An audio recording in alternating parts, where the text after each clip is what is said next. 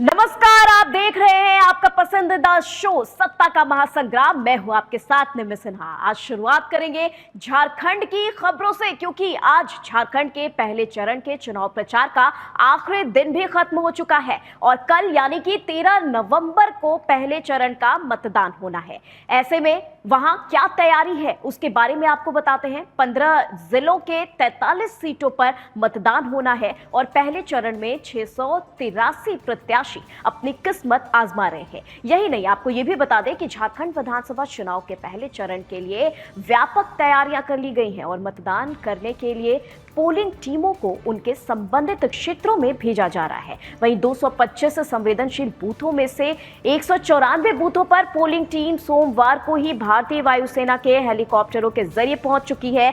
बता दें आपको, इसी के साथ बची 30 बूथों के मतदान कर्मी आज मंगलवार को भेजे जा रहे हैं। संवेदनशील बूथ 5 जिलों पश्चिम सिंहभूम और लातेहार, लोहरदगा और गढ़वा और गुमला में स्थित हैं। राज्य भर में कुल 15,344 मतदान केंद्र बनाए गए हैं। तो चलिए ग्राफिक्स के माध्यम से आपको दिखाएं। पहले चरण में 43 सीटों पर चुनाव है। राज्य में 225 सीटों, और देखिए 5 जिलों में संवेदनशील बूथ बनाए गए हैं। 5 जिलों में संवेदनशील बूथ बनाए गए हैं। इसी के साथ आपको ये भी हम बता दें कि पश्चिम सिंहभूम, लातेहार, ये जो सीटें हैं वो हम आपको बता रहे हैं जो हॉट सीट है पश्चिमी सिंहभूम से लेकर लातेहार तक। वहीं लोहरदगा और गढ़वा और गुमला भी इसमें शामिल हैं इन हॉट सीट में। इसी के साथ आपको बता दें कि मतदान को सुचारू रूप से संपन्न कराने के लिए संबंधित क्षेत्रों में सुरक्षा बलों की 200 से अधिक कंपनियों को तैनात भी किया गया है। सुरक्षा बलों की 200 से अधिक कंपनी यहां पर तैनात की गई है। वहीं 73 महिलाओं सहित 683 उम्मीदवार मैदान में हैं। जी हां, आपको बता दें 73 महिलाओं सहित 683 उम्मीदवार मैदान में इस बार हैं और इन उम्मीदवारों के राजनीतिक भाग्य का फैसला 1 करोड़ 37 लाख से अधिक मतदाता करने वाले हैं। जी हां, 1 करोड़ 37 लाख से अधिक मतदाता। वहीं दूसरे चरण का मतदान इस महीने की 20 तारीख को 38 निर्वाचन क्षेत्रों में होगा।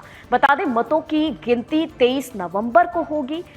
इसी के साथ बता दें आपको कि यहां पर राज्य में 225 संवेदनशील बूथ जो बनाए गए हैं। 5 जिलों में संवेदनशील बूथ पश्चिम सिंहभूम से लेकर लातेहार, लोहरदगा, गढ़वा और गुमला भी हमने आपको बताया। इसी के साथ राज्य भर में 15,344 मतदान केंद्र बने। सुरक्षा बलों की भी तैनाती की गई है और 83 महिलाओं सहित 73 महिलाओं सहित 683 उम्मीदवार मैदान में हैं। पहले चरण में 1 करोड़ 37 लाख से अधिक मतदाता हैं। अब आपको बताते हैं कि इन 43 सीटों में 13 सीट ऐसी है जो कि हॉट सीट में शुमार है और इन सीटों पर कई दिग्गजों की प्रतिष्ठा दांव पर भी लगी हुई है। इसी के साथ इन 13 सीटों पर पूर्व मुख्यमंत्री, पूर्व केंद्रीय मंत्री, राज्यपाल, पूर्व विधानसभा अध्यक्ष, पूर्व मंत्री और कई सिटिंग विधायकों की राजनीति विरासत दांव पर लगी हुई है। यही नहीं, आइए एक नजर डालते हैं हॉट सीटों पर। जहां देखिए हॉट सीट आपको दिखा रहे हैं ग्राफिक्स के माध्यम से। हॉट सीटों के बाद अब आपको दिखा दें यहाँ पर झारखंड की हॉट सीटें। जमशेदपुर की बात करें, जमशेदपुर पश्चिम जहां बन्ना गुप्ता कांग्रेस है, तो वहीं सरयू राय भी एनडीए से। इन दोनों के बीच जो है वो काफी दिलचस्प लड़ाई देखी जा सकती है। इसी के साथ आपको बताएं यहां पर झारखंड की हॉट सीटों के बारे में बात करते हुए आपको अलग अलग सीटों के बारे में हम जानकारी दे रहे हैं। और ये देखिए रांची की बात करें जहां की सीपी सिंह बीजेपी से, तो वहीं विपक्ष में डॉक्टर महुआ माझी जेएमएम से शामिल हैं। तो इन दोनों के बीच टकरार जो है रांची की सीटों पर देखी जा सकती है।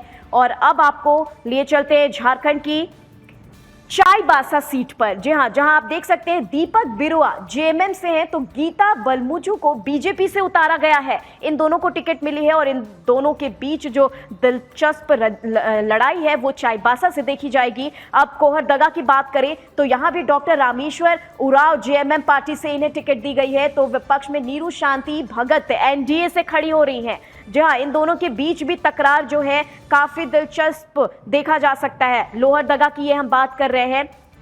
अब चलिए आपको सरायकेला के बारे में बताते हैं, झारखंड की एक और हॉट सीट जहां की चंपई सोरेन बीजेपी से, तो वहीं गणेश महली जो है वो जेएमएम से खड़े हो रहे हैं। जी हाँ, ये टिकट जो है वो हम आपको दिखा रहे हैं जहां पर चंपई सोरेन खड़े हो रहे हैं, तो आप समझ सकते हैं यहां पर सियासी समीकरण जो है वो कितनी उथल पुथल वाली हो सकती है। चलिए अब खूंटी की बात करते हैं, जहां की नीलकंठ सिंह मुंडा जो कि बीजेपी से खड़े हो रहे हैं, तो वहीं जेएमएम राम सूर्या मुंडा जो हैं वो खड़े हुए हैं। तो इसी के साथ ये जो तकरार है खूंटी से ये देखी जा रही है जेएमएम और बीजेपी के बीच। अब देखिए हटिया की हम बात कर रहे हैं, जो कि झारखंड की एक और हॉट सीट हटिया, जहां की नवीन जायसवाल बीजेपी से इन्हें टिकट दिया गया है, तो कांग्रेस से अजय नाथ शाहदेव को टिकट दी गई है।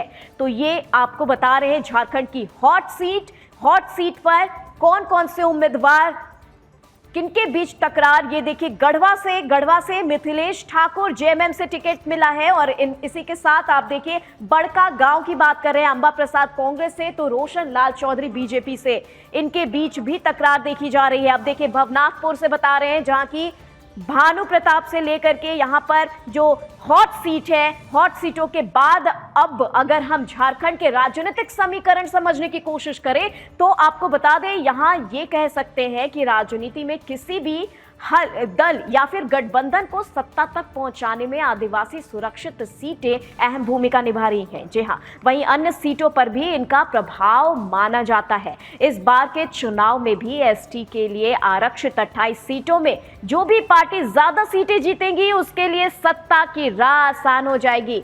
और अब देखिए ग्राफिक्स के माध्यम से आदिवासी तय करते हैं सीएम। राज्य की 81 विधानसभा सीटों में 28 आदिवासी सुरक्षित सीटें हैं। जी हां, आपको बता दें आदिवासी सीटों के बारे में हम बात करें, जहां पर 9 सीटें अनुसूचित जाति के लिए आरक्षित हैं। यही नहीं, आपको ये भी बता दें कि 9 सीटों के बारे में हम बात कर रहे हैं, तो यहां पर जो रिजल्ट है वो तभी आउट हो जाता है जब बाकी 44 सीटों पर सामान्य वर्ग के उम्मीदवार चुनाव लड़ते हैं। आदिवासी तय करते हैं सीएम कौन है। यहाँ की जितनी मेजॉरिटी है आपको बता दें वो आदिवासी समुदाय से आती है। किसी भी पार्टी के लिए इन सीटों पर जीत सत्ता के करीब पहुंचा देती है। तो आपको बता दें जब आदिवासी समाज तय कर लेते हैं, जब उनकी बहुमत जैसे मिल जाती है, वही तय करते हैं कि आखिर सीएम कौन बनेगा।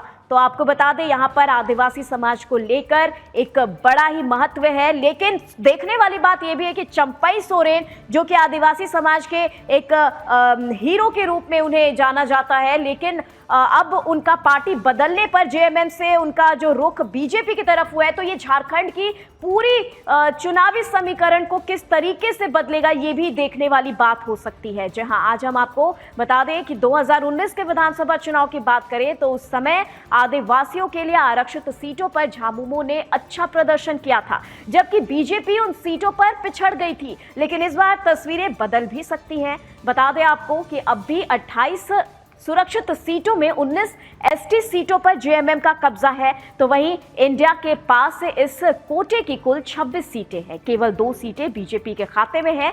इन्हीं सीटों के कारण 2019 में जेएमएम 30 के आंकड़े तक पहुंच गई थी। जी हां, तो आपको बता रहे हैं ये झारखंड के चुनावी समीकरण के बारे में। आइए अब आपको बताते हैं कि 15 जिलों की वो 43 सीटें, तो आपको हमने बताया कि 15 जिलों की 43 सीटें कौन कौन सी है।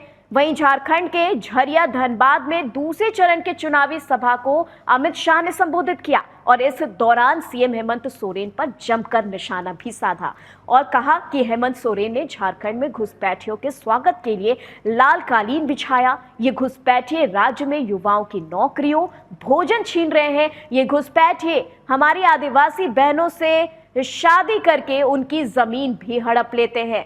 तो आपको बता दें यहाँ पर अमित शाह ने क्या कुछ कहा है, ये आपको सुनाएंगे। धनबाद झरिया वालों बताओ जरा, आप लोग झारखंड में घुसपैठिए आए इसमें सहमत हो क्या? अरे जोर से बोलो, सहमत हो क्या? ये हेमंत बाबू घुसपैठिए को लाल जाजम बिछाकर बुलाते हैं। आपकी युवाओं रोजी रोटी नौकरी एक घुसपैठिए ले जा रहे हैं। हमारी आदिवासी बहनों से दूसरी, तीसरी, चौथी शादी कर कर उनकी जमीन कब्जाते हैं। मैं आज धनबाद वालों कहकर जाता हूं, भाजपा सरकार बना दो, एक एक घुसपैठिए को चुन चुन कर भारत के बाहर निकालने का काम भाजपा से।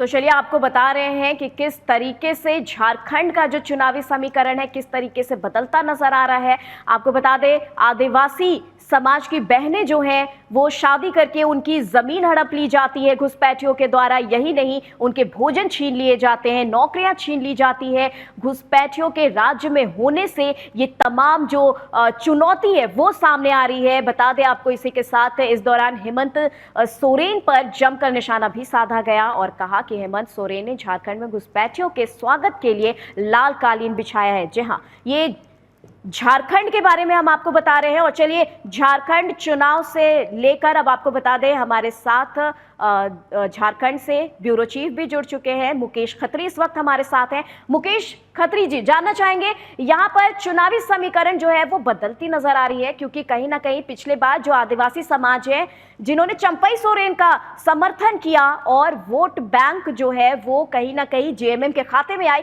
तो इस बार हो सकता है कि चंपई सोरेन की पार्टी बदलने से, बीजेपी में शामिल होने से इस बार तस्वीरें कुछ बदल जाए।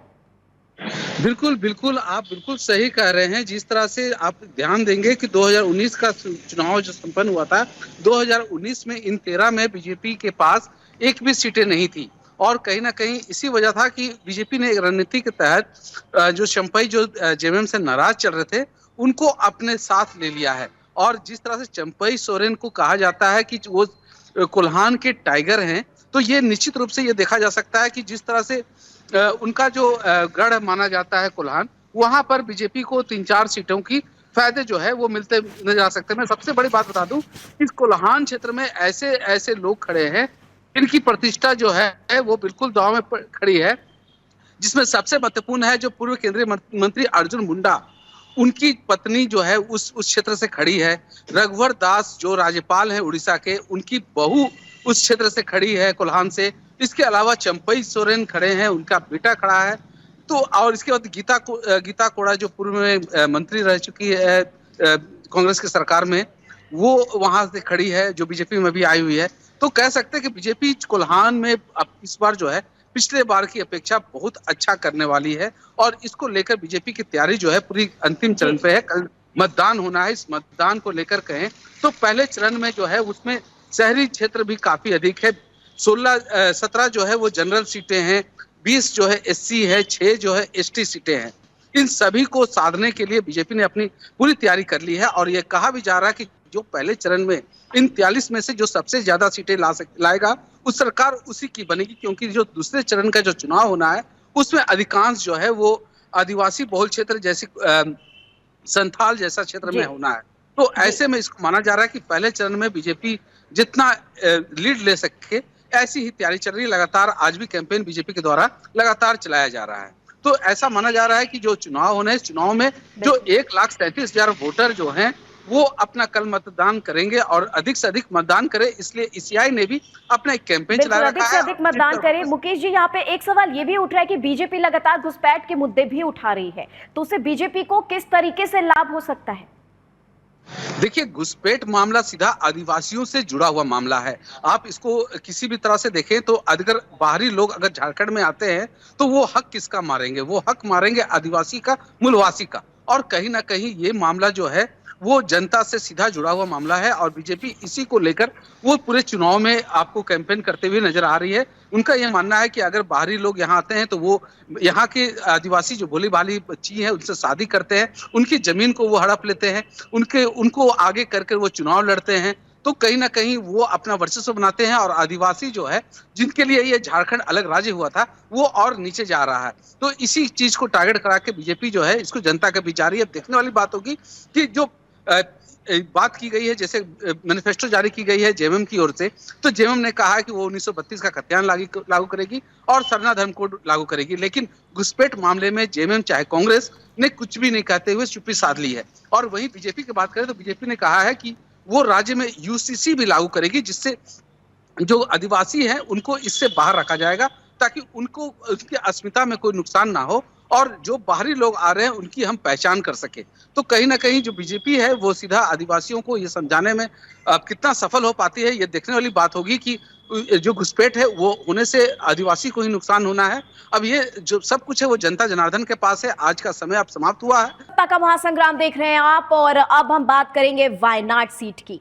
वायनाड पर हो रहे उपचुनाव पर भी लोगों की नजर टिकी है। जी हां, क्योंकि इस सीट पर प्रियंका गांधी की इज्जत दांव पर लगी है और इस सीट पर बीजेपी से उन्हें कड़ी टक्कर भी मिल रही है। बता दें, कल राहुल और प्रियंका के रोड शो में इंडियन मुस्लिम लीग के झंडे भी लहराए गए हैं। बता दें, जिस पर अब विवाद होता दिख रहा है, क्योंकि कांग्रेस सत्ता पाने के लिए इंडियन मुस्लिम लीग से गठबंधन कर रखा है और वहीं आपको बता दें वामपंथी दल भी कांग्रेस के गठबंधन और मुस्लिमों के एक तरफा सपोर्ट को देश के लिए सही नहीं मान रहे हैं। उन्होंने कांग्रेस पर सांप्रदायिक होने के आरोप लगाए। इस सीट पर कल मतदान होना है, इसके बाद साफ हो जाएगा कि जनता किसको अपना सांसद बनाएगी। जी हाँ, तो आपको बता दें वायनाड सीट पर जहां की प्रियंका गांधी की किस्मत जो है वो दांव पर लगी है। देखने वाली बात होगी इस बार वायनाड से कितना प्यार मिलता है प्रियंका गांधी को।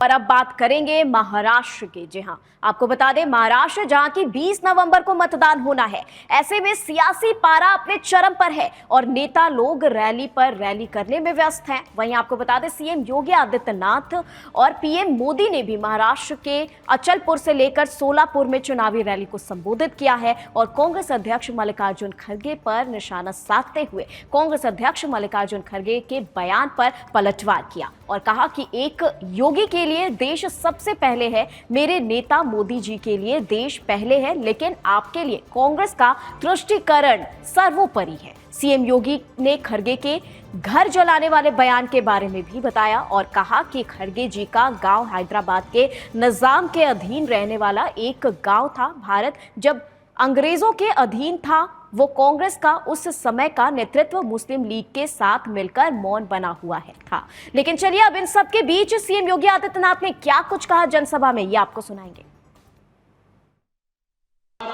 गांव भी जलाया गया था जो श्री मल्लिकार्जुन खड़गे जी का गांव था, जिसमें इनकी माता जी, इनकी चाची और इनकी बहन भी उस निजाम के रजाकारों के